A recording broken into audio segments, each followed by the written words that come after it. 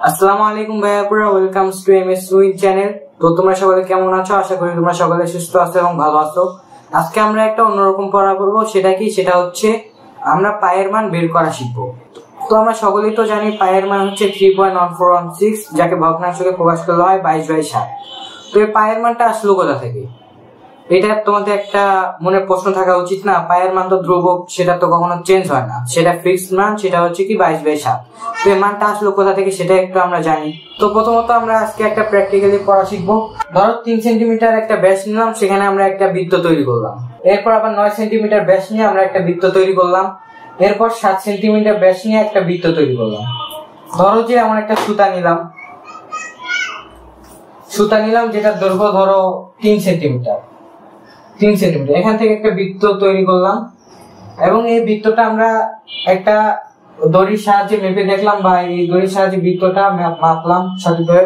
মেপে আমরা একটা স্কেলের সাহায্যে দেখলাম যে এই বৃত্তের ব্যাস যদি আমি 3 সেন্টিমিটার নিই,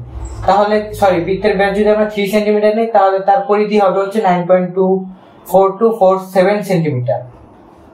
এই বৃত্তের ব্যাসটা যদি আমরা আরেকটু বড় করি, ধরো আমরা যদি 9 সেন্টিমিটার একটা ব্যাস নিই, তাহলে তার একটা পরিধি তৈরি হবে।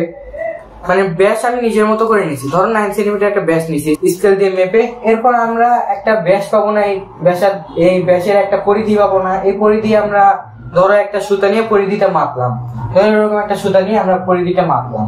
মেপে তারপর আমরা স্কেলের সাহায্যে নির্ণয় করলাম যে এই পরিধিটা আসলে কত সেন্টিমিটার হয়। স্কেলের সাহায্যে আমরা এটা মেপে দেখলাম যে এটা হচ্ছে 28.2743 সেন্টিমিটার। এটা আমরা স্কেলের সাহায্যে মাপলাম আর কি।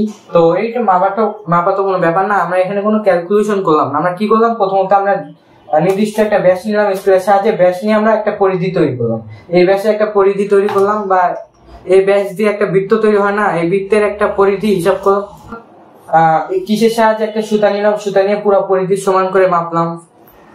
মানে এই সুতাটা আর কি পরিধির মতো করে এরকম করে আর কি নিলাম, নিয়ে পরে সুতাটা কত বড় হয় সেটা আমরা স্কেলে মাপলাম, দেখলাম 28.2743 সেন্টিমিটার হয়।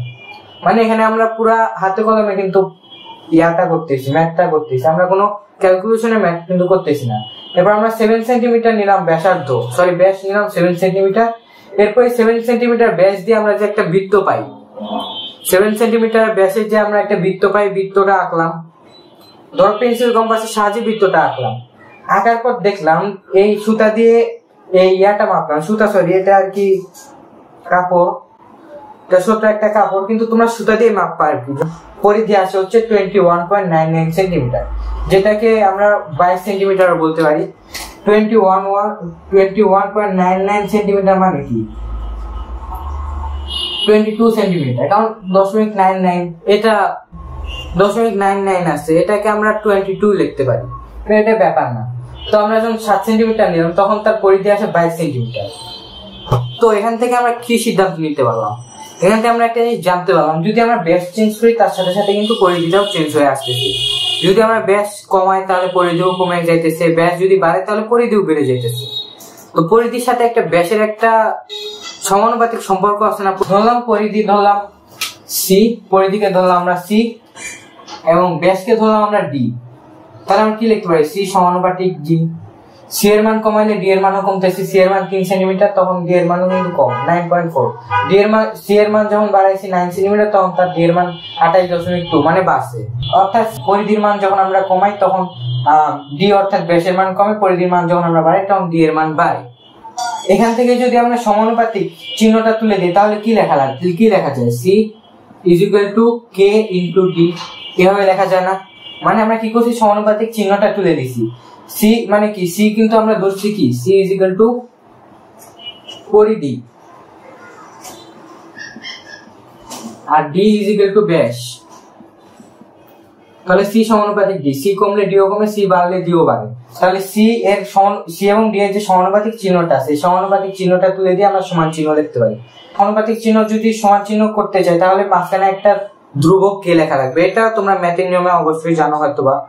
তো এটা সকলেই জানো আশা করি, কারণ যারা ফিজিক্সের ম্যাথ করছে, ফিজিক্সের সূত্র কিভাবে আসছে, একটা সূত্র আর একটা সূত্রের সমানুপাতিক চিহ্ন কিভাবে তুললে সমান চিহ্ন নিয়ে আসা যায়, এগুলো হয়তো তোমরা আগে থেকে পড়তো। তো আমরা সমানুপাতিক চিহ্ন তুলে দিয়ে সমান এবং এই সমান চিহ্ন দিয়ে একটা কনস্ট্যান্ট কে নিলাম। তাই না?